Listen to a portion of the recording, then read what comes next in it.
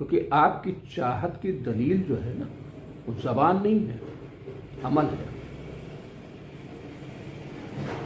मैं यतीमों से बड़ी मोहब्बत करता हूँ, मैंने कह दिया, तो क्या यतीम की मोहब्बत हो गई, उसकी नेकी हो गई? नहीं। आपने सुना, इन्होंने कहा तो था, एक दिन देखा कि यतीम के सर पे हाथ भी फेर रहे हैं, उसकी मदद भी कर रहे हैं, तो आपको यकीन हो गया कि जो इन्होंने कहा था वो दुरुस्त। लेकिन आपने ये देखा कि हर यतीम को नजरअंदाज करके चले जाते हैं और कहते रहते यही मैं यतीमों की मदद करता हूं। तो आप क्या कहेंगे मुझे? ढोंगी है। तो लिल्लाह ढोंगी की तरह ऊपर न जाएं। और छोटी सी मिसाल है, हम अपने वालिदैन से बड़ी मोहब्बत करते हैं। और मसलन एक शख्स था, अपने बाप को बहुत चाहता था, उसके 2 बेटे थे, एक शख्स था। बाप ने कुछ दरख्त लगाए बड़ी मोहब्बत से, बड़े शौक से। मसलन उसे जामुन के पेड़ बहुत पसंद थे, या कोई कुआं खोदा, उसे बहुत शौक था कि मैं लोगों के लिए पानी के जरिया पैदा करूं। अचानक बाप का इंतकाल हो गया। दोनों बेटे उन दरख्तों के, उन पेड़ों को, उन कुएं की देखभाल करते रहे। अचानक एक दुश्मन आया, उसने सारे दरख्त काट दिए, कुएं तोड़ दिए, बंद कर दीजिए। अब कैफियत देखिएगा, दोनों बच्चे बैठ के गिरिया करने लगे, रोने लगे। लेकिन एक बच्चा ऐसा था जो बहुत रोया, हर कुएं के पास जाके रोता था, हर दरख्त के पास, कि मेरे अब्बा ने बड़ी शौक से लगाया था, उनकी खेती उजाड़ दी लोगों ने। लेकिन बस रो के घर चला गया, जाके सो गया। और रोज यही करता था, वो आता था, रोता था, गिरिया करता था, घर पे जाकर सो जाता था।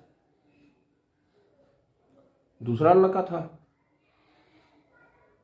वो भी रोता था, यही हाय, सब उजाड़ दिया दुश्मनों ने। कि उसके साथ उसके जबान में एक चीज आई, उसने कहा ठीक है, दुश्मनों ने उजाड़ा है ना, तो मैं अपने बाप को खुश करके रहूंगा, मैं बसा के रहूंगा। तुमने 10 पेड़ जलाए हैं, मैं 100 पेड़ लगाऊंगा। उसे रोने तक महदूद नहीं हुआ, वहां तक नहीं रुका, उसके आगे उसके कदम गए। उसने कहा एक कुआं तुमने भरा है ना, मैं 10 कुएं बनाऊंगा, और हर कुएं अपने बाप के नाम से बनाऊंगा, ताकि मेरे बाप बड़ा खुश होगा, मेरे बाप की रूह दुआ देगी, खुश होगी। अब हाथ पे, सीने पर हाथ रख के सोचिए, रोए तो दोनों, रोए दोनों, लेकिन रोने का हक अदा किसने किया? मोहब्बत का हक अदा किसने किया? यकीनन उसका हक उसने अदा किया, उसने अपने बाप के मकसद को जिंदा रखा। सिर्फ रोया नहीं, सिर्फ रोना मकसद को जिंदा रखना नहीं है, सिर्फ रोना उसकी यादों को जिंदा रखना है, मकसद को जिंदा रखना नहीं है। उसी तरह करबला है, अज़ादारी करते हैं हम, रोते हैं, सिर्फ रोना काफी नहीं है। तब तो सही कि तुमने हुसैनियत को ख़त्म करना चाहा था, तुमने दीन इस्लाम ख़त्म करना चाहा था, तुमने इस्लाम को आतंकवाद से जोड़ना चाहा था, जुल्म से जोड़ना चाहा था। तब तो सही कि हम हुसैन के मकसद को जिंदा रखेंगे, दुनिया में अमन और अमान की कोशिश करते रहेंगे, जालिम से खुद को दूर रखेंगे, जुल्म से हट नहीं करेंगे, जहां जुल्म हो रहा वहां पे खड़े हो जाएंगे, मकसद हुसैन को जिंदा रखेंगे। और इन सब के साथ मकसद हुसैन अगर आप पूरा करते हैं तो आप अच्छे इंसान, अच्छे किरदार के इंसान बन के सामने आ जाते हैं। और आखिर में कहता चलूं कि कभी ना भूलिएगा कि हम उस रसूल खुदा सल्लल्लाहु अलैहि वसल्लम के मानने वाले हैं जिसने ऐलान रिसालत के पहले 40 साल अपने किरदार से अपनी पहचान बनाई थी। उसकी पहचान ये नहीं था कि नमाजें ज़्यादा पढ़ता है। जब रिसालत मिली है, ऐलान हुआ है, तो ये उस वक्त नहीं थी कि नमाजें ज़्यादा पढ़ते हैं, हज करते हैं, रोज़े रखते हैं। नहीं, ये पहचान नहीं थी। उनके अमीन होने, उनके सादिक होने, उनके अच्छे किरदार होने की ये उनकी दलील थी। और जब इस काबिल हो गए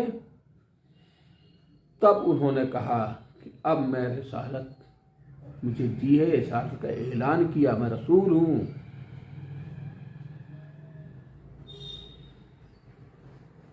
और लोगों ने माना। काश नमाजें पढ़ने वाले अपने किरदार को बुलंद कर लेते हैं। दुनिया में यह कहने के पहले कि मैं मुसलमान हूं, अपने किरदार को संवार लीजिए। जब आला किरदार हो जाएं तो ऐलान करें मैं मुसलमान हूं। मुसलमान ऐसा होता है, हम तो बाई बर्थ बायोलॉजिकल मुस्लिम हो गए, बाप मुसलमान था, हम भी हो गए, और उसके बाद दुनिया में भी झेल रहे हैं। जहाँ तक मुझे याद है कि मैंने डॉक्टर कलवी सादिक साहब की एक चीज़ सुनी थी कि दुनिया में तो हम मार इसलिए खा रहे हैं कि मुसलमान हैं, तो मर जाएंगे तो इसलिए मार खाएंगे कि मुसलमान थे ही नहीं। क्या मकसद था? मकसद ये था कि किरदार हमारा मुसलमानों वाला नहीं था। अब दुनिया में बदनाम हो रहा है इस्लाम बदनाम हो रहा है, तो कुरान में कोई गलती नहीं है, कोई कमी नहीं है। नबी पैगंबर इमाम में कोई कमी नहीं है, कमी हम में है। और दुनिया हमसे कुरान को पहचानती है, दुनिया कुरान नहीं पढ़ती है। अच्छा ये चोर है तो इसकी किताब में यही लिखा होगा, अच्छा ये जालिम है तो इसकी किताब में जुल्म लिखा होगा। तभी तो कहता मुसलमान है, कुरान को मानने वाला हूँ, जुल्म करता है, इसका मतलब इसकी किताब में जुल्म लिखा होगा, जुल्म करना सही है। ये तो छोटी सी बात है, हर शख्स यही कहेगा।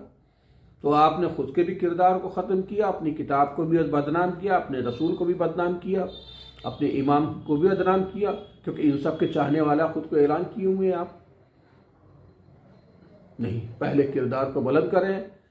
हुसैन का मैं चाहने वाला हूँ तो हुसैनी पहले बने, ताकि लोग कहें हुसैन का चाहने वाला ऐसा होता है। और ये छोटी सी ज़िंदगी है, अगर इस गौर व फिक्र को सोच के इसके मुताबिक आप गुजारेंगे, यकीन जानिएगा दुनिया में भी खुशहाल रहेंगे, इज्जत होगी, दौलत होगी, और आखिरत में जन्नत आपके कदम चूमेगी। और आप अपने इमाम को अपना मुंह दिखा सकेंगे इज्जत से, मौला मैं हूँ, मेरी गलतियों को माफ़ कीजिएगा, इंसान था, लेकिन मैंने पूरी कोशिश की कि अल्लाह के हुक्म के मुताबिक अपनी ज़िंदगी को गुजार। तो तकलीफ़ वहीं पर होती है जब मेजॉरिटी एंटी कुरान के ख़िलाफ़ चल रही होती है। मसलन मेजॉरिटी झूठ बोलने की है, फरेबियों की है, तो ईमानदार बेचारा नुकसान में आता है। इसलिए समाज बनाएं, नेकुकार लोगों के समाज को पैदा करें, तैयारी करें, अपने अपने बच्चों की तरबियत दें, समाज में अमन को पहचान दिलाएं, अमन अमान से रहने की क्या खुसूसियतें हैं। इंशाअल्लाह कोशिश कभी ज़ाया नहीं जाती। हुसैन ने कुर्बानी दी, आज तक उसकी कोशिश ज़ाया नहीं की। इस्लाम जिंदा है, असली इस्लाम पहचान आज भी आता है। इस्लाम अमन का पैगाम देता है। बस इसी के साथ अगली बार फिर मिलेंगे।